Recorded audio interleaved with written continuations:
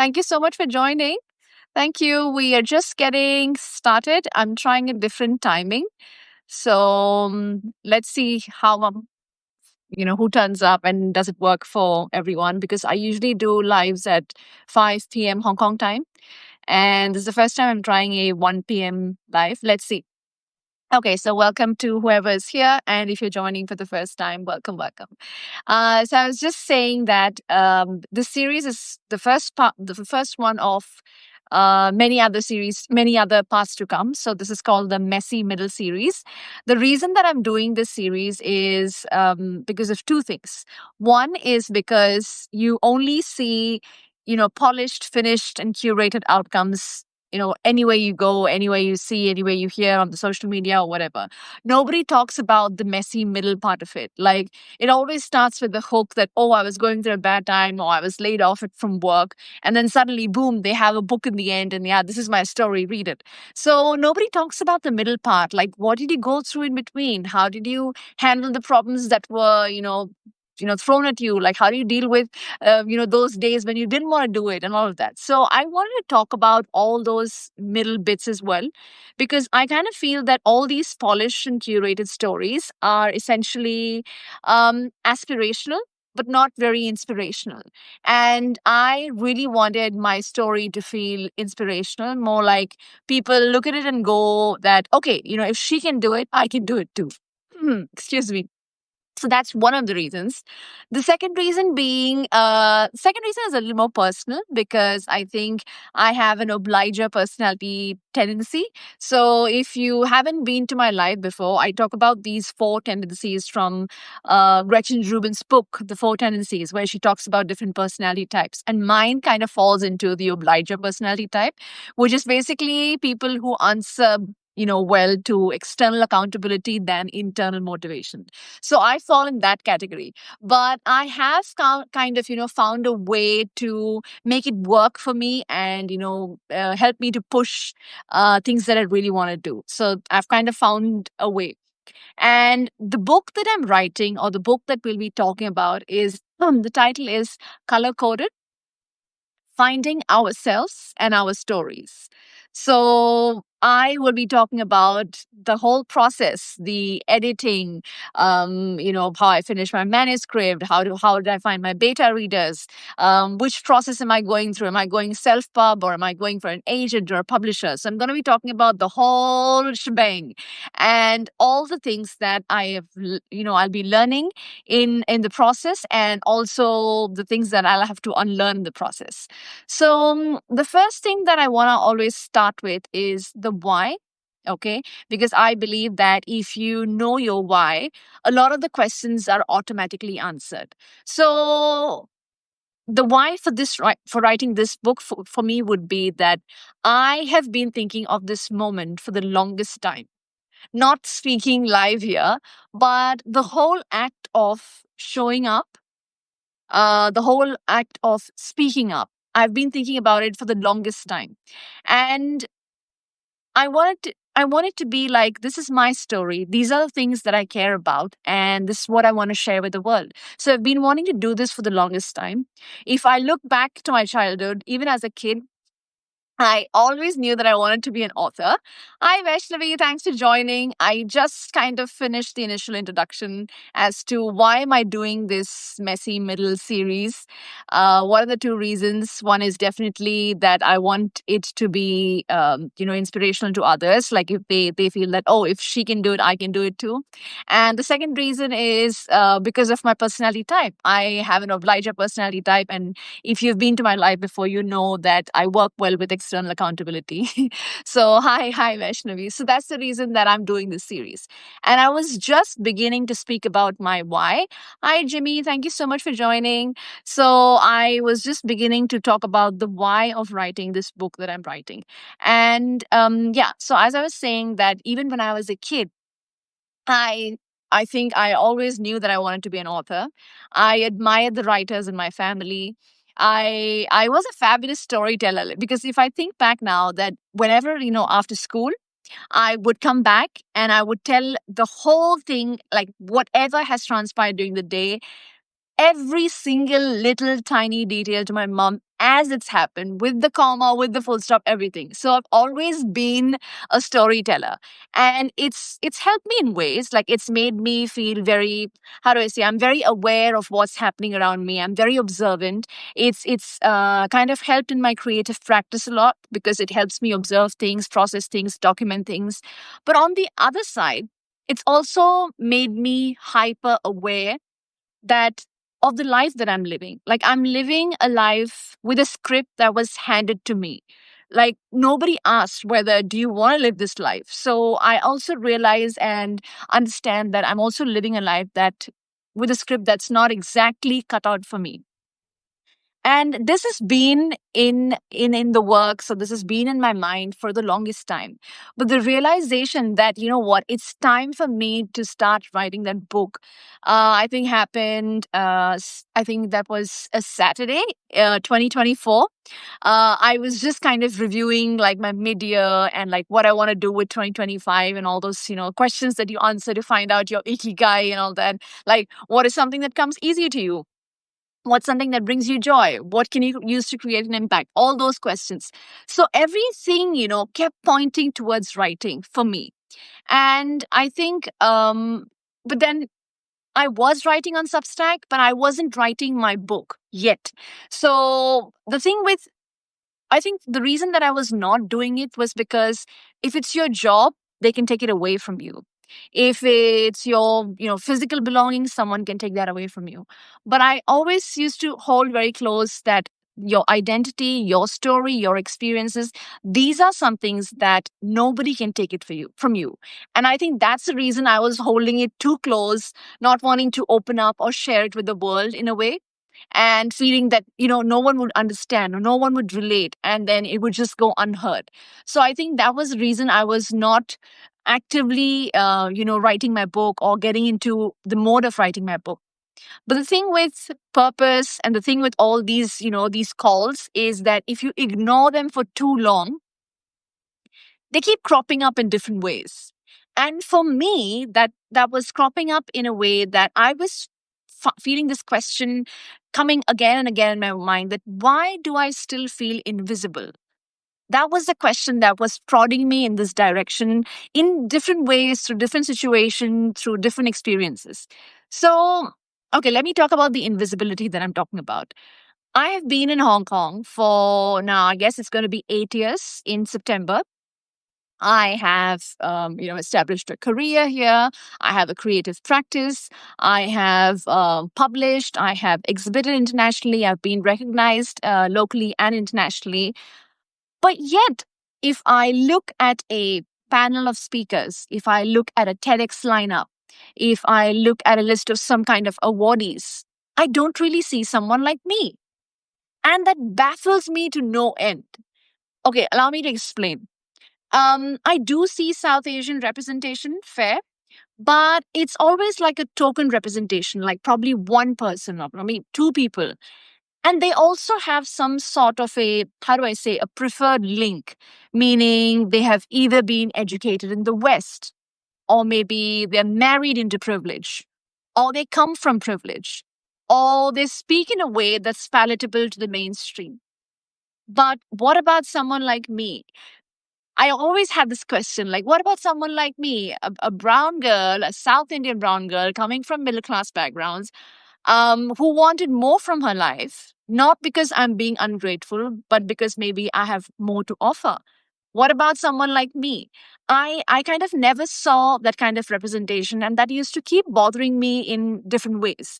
And this has been marinating in my head for so long that I think it was December. It was a chilly morning in December last year that the title just came to my mind. It was like it just came one morning when I woke up, color coded, finding our stories and ourselves. So that title just came at the right time because I was working on my vision board for 2025, and I really wanted 2025 to be the year that I write that book. And I was like, oh my God, but I need a title. I don't know, how I'm going to, name this. What's the name I want to give? How is it going to be a name that others can also relate to, and all those questions? And then this title just happened to come to me. I don't know, was it serendipity or what was it? But then, yeah, I felt that it was very befitting. So let me now talk about what is this book about? Like, what's the title? Let's break down the title. When I say color coded, what comes to your mind? Color coded is something that, it comes with some kind of preset notion, right? For example, if I give you a color coded Excel sheet of certain contacts and I say, okay, red means they live in this area, blue means they live in this area. So it has a preset connotation, it has a preset notion to it. Now, if we apply the same logic to human beings, if you see a brown person, you see a black person, you see a white person, you also have a preset or preconceived notion about that person. And this essentially stems from your level of exposure when it comes to that particular type of person. This could come from anywhere. For example, it could come from the media you're consuming. It could come from your surroundings. It could be taught to you. It could be something that your parents talk about. So it's all very subjective to the kind of exposure you've had.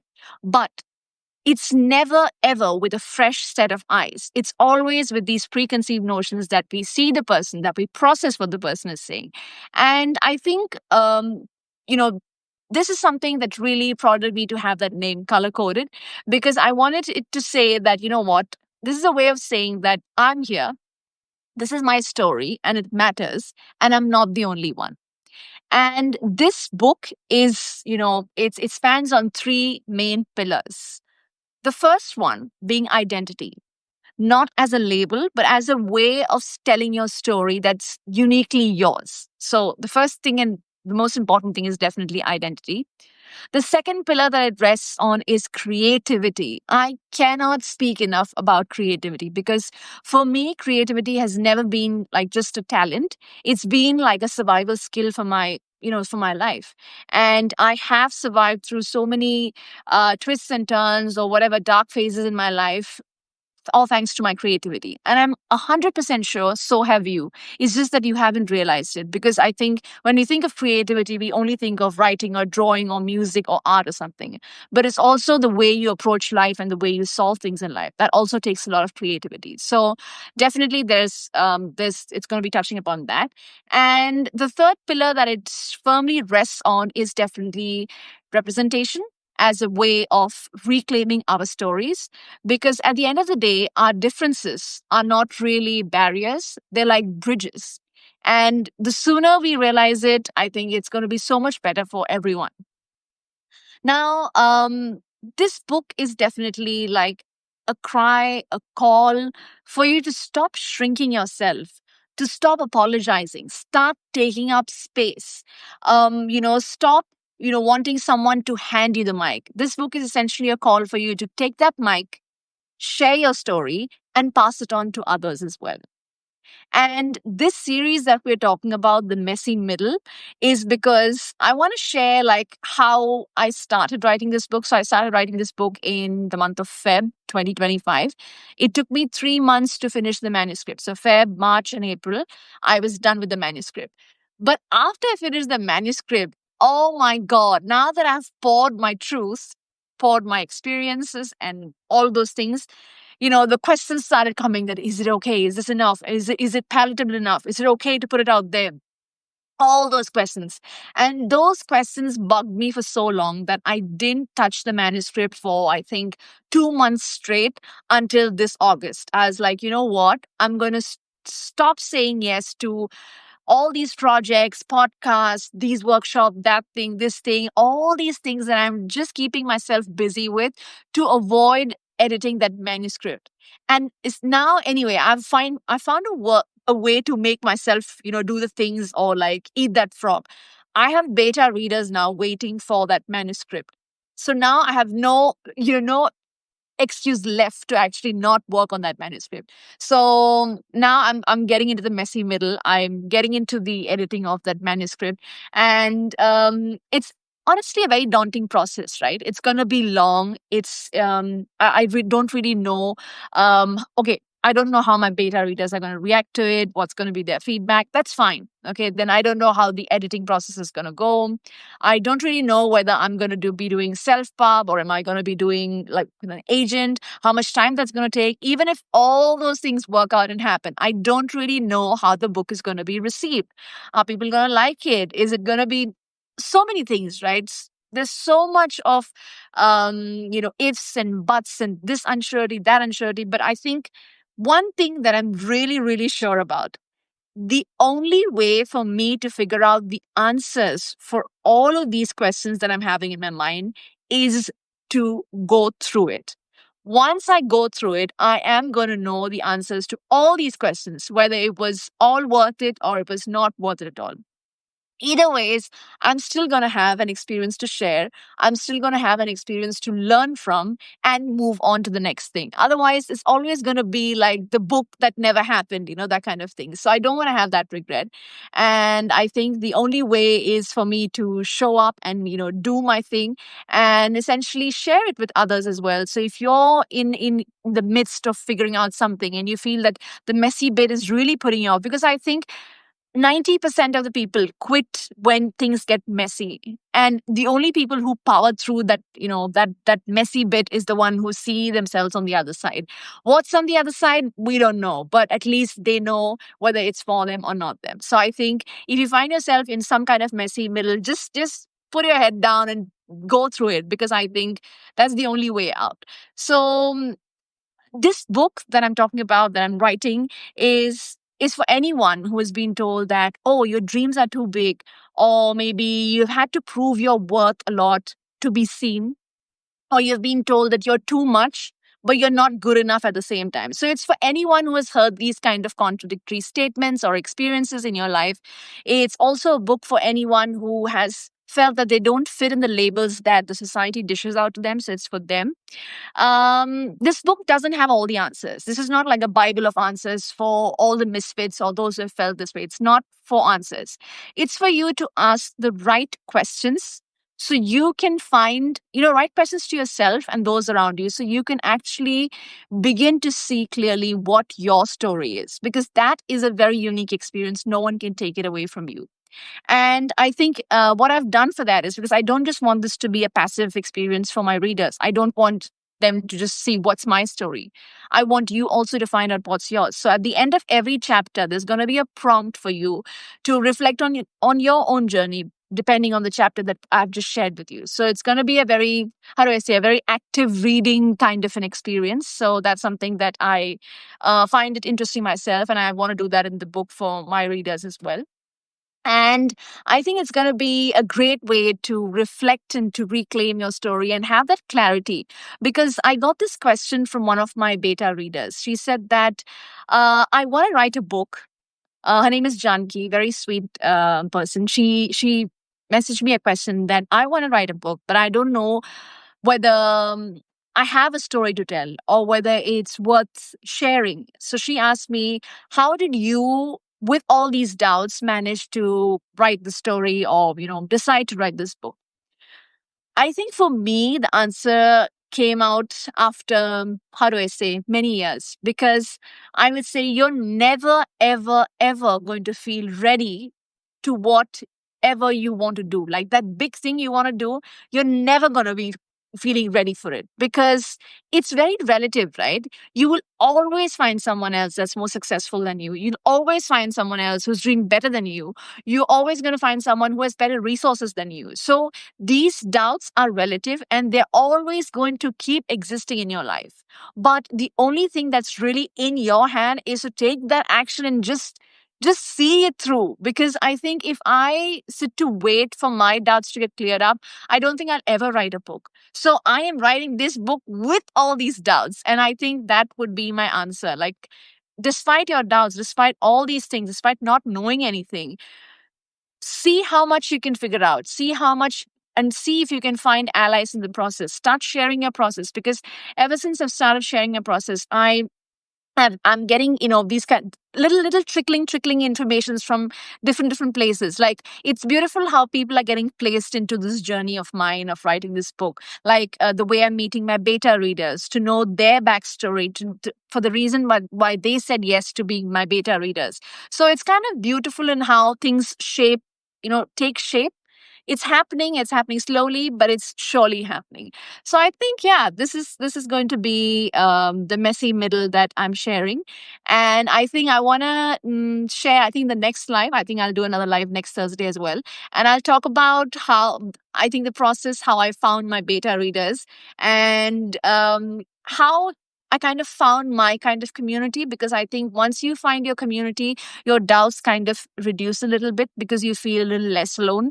You feel that, oh, there are people who understand you, or there are people who also think like you. So you feel a little less alone. So I'll talk about how I found my beta readers, and they share their why of joining this process. So I think it's a nice experience. It's a little mixed. It's going to be a little bit of mix. Like some days it's like, oh my God, existential. And on some days it's going to be like, wow, I powered through 6 chapters. So it's going to be a mix. But yeah, I plan to share all of it. And I definitely welcome any and every question that you have. If I don't have the answers now, I'll probably have it in some other live some other time, but I'll be surely listening. And thank you so much for joining today. I will see you next Thursday with another live, and it's going to be the part 2 of this messy middle series. So I hope you enjoyed the first part, and thank you so much for joining today. I'll see you in the next one. Bye.